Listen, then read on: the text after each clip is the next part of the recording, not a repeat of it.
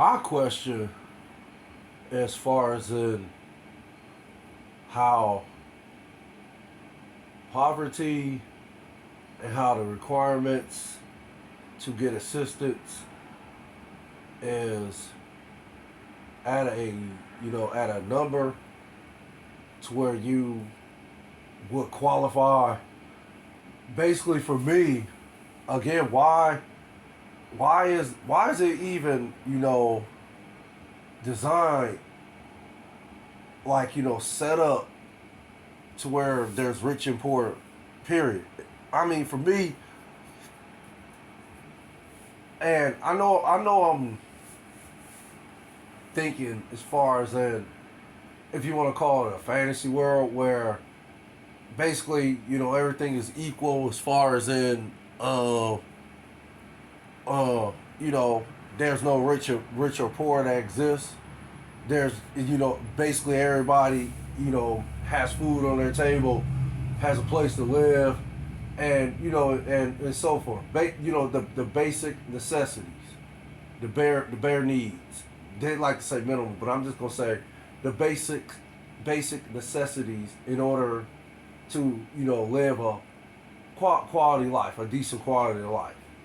And yeah, for me, why is there rich or poor? Period. And the reason I asked the question is, yeah, a gentleman by the name of Nick Wright, he spoke on how this country has such a disdain for people that are poor, to a point that they put spikes on benches so that they can't sleep on them, or they got signs saying no soliciting, no trespassing. If you get caught soliciting, you will go to jail, and so forth. So yeah, I agree with Nick Wright when he says this country has such a disdain for people who are unfortunate, living in these type of circumstances, to where they can't afford a roof over their head, or just they can't afford certain certain proper nutritious like foods to eat. And for me it's almost like it's almost like a setup for me. It's almost like a scheme to where this is how you keep people from basically trying to evolve or want to evolve. Like sometimes there's situations where it's unfortunate people are born into poverty, and in some cases some people overcome that that issue. But again, for me, why is there rich and why is there poor? Why can't it just be basically be a situation where everybody eats, if this is making any sense to my viewers? So again, the way I see it is what Brett Favre did, as far as in I believe it was $5 million. I think he took $5 million. I could be wrong about this, but I think he took $5 million in welfare funds. And the government, I believe Mississippi, and I didn't even know this. Nick Wright also said that Mississippi is one of the poorest states in the country. So I guess the governor of that state took the $5 million and basically used it, obtained the $5 million from welfare funds and gave it, to Brett Favre in order for his daughter to have a brand new soccer field, if that's making any sense. So again, I understand. Yeah, this is wrong, in so many levels. Yeah, like you're Brett Favre. You're one of the best, one of the greatest quarterbacks that ever played a game. You have a Super Bowl ring.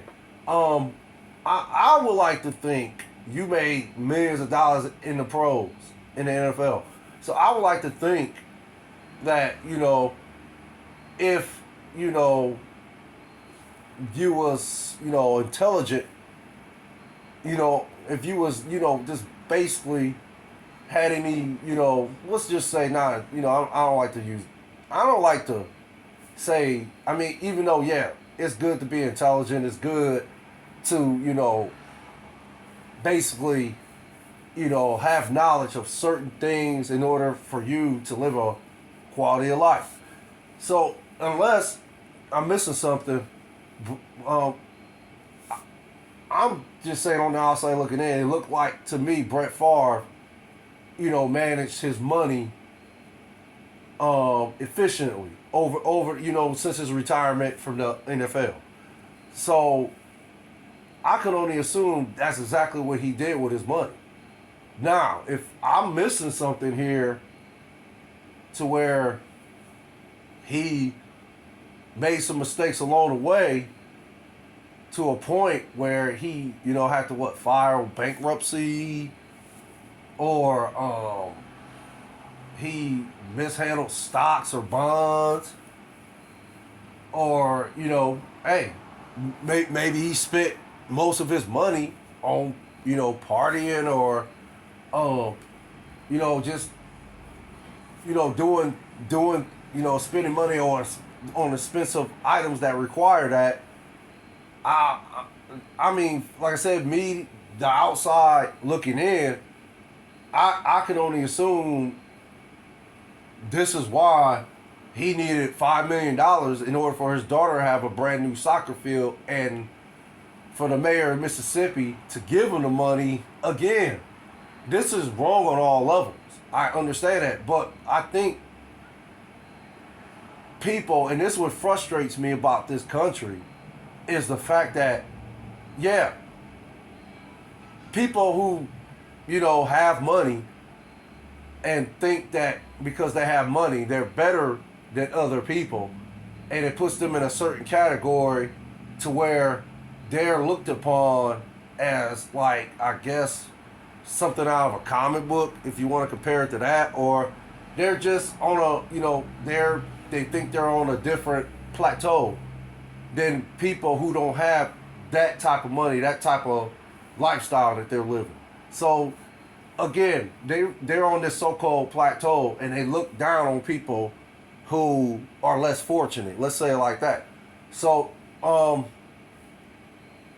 again, the mayor gave Brett Favre $5 million, and again, I'm just speculating. I don't really, I'm not really, that experience in this department. I mean, I have some knowledge and I have some experience, but I'm not experienced to a point where I can, give you I mean, I could if I really looked into this, and and I can't, I can only give you my assessment looking.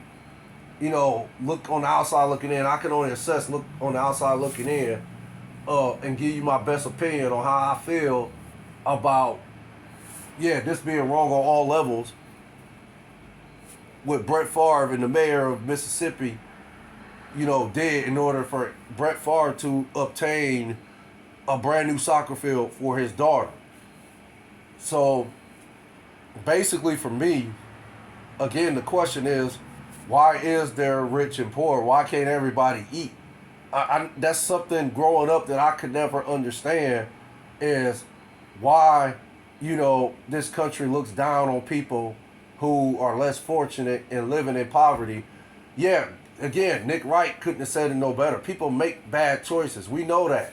We know that. Some people are, lazy in this country. Some people don't want to work. Some people rather the government, come in and save the day and, give them assistance as far as in paying their bills and, putting food on their table. Yeah, there's some people who are lazy to a point that, no, they don't want to work. I mean, case in point, if you look at today's society, there's a lot more panhandlers on the corner today than there was um, back when I was growing up. And I'm talking about the 80s and, the 90s and the early 2000s. At least I never seen this many panhandlers on corners consisted of the expressway, by gas stations, grocery stores, and so forth. I've never seen this many panhandlers ever in society like this. So again, yeah, maybe there's some of those panhandlers that actually have no choice but to stand on the corner and ask for money. But I once read in the paper years ago that they basically do this because it's easy money. It's a easy way to manipulate someone into thinking that you are so down on your luck that they are willing to give you money. It it's basically it's a hustle. It's a if you want to like really think about it on a more if you want to think about it more on a what's that word I'm looking for, politically correct way, it's a method as far as in playing on people's kindness, manipulating people's kindness into thinking you are so down on your luck. Please help me. If you help me, I will be able to get this cheeseburger, or I'll be able to take care of my family. I'll be able to buy this for my kids and so forth. So yeah, the politically correct way to say is it's a method to play on people's kindness in order for them to give you money so you can take this money and basically buy alcohol, cigarettes, or drugs. So, but again, it could be some panhandlers out there that actually are doing it to help provide for their families. But this is, for me, this has been an ongoing problem in this country since I can remember talking and walking. And have I ever experienced being poor? I would say no, I haven't. But there were situations where, yeah, it felt like we didn't have, it felt like we were poor, if that makes sense. But there were more circumstances that made me and my brother and my sister felt like my mom provided, us with a comfortable, loving, caring atmosphere. As far as my mom putting food on the table every single day, making us go to school, making us make up our beds and clean our room and so forth. So, and of course, showing love and care. And we, she taking us out, we go do family things as a family. We do things as a family. Like, I can remember going to Ringling Brothers circuses, going on camping trips, doing things on the 4th of July as a family. So,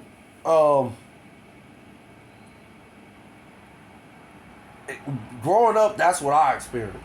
So, but again, it's still been always a problem for me in this country simply because of how people look down on people who don't have money, who are, living in conditions that,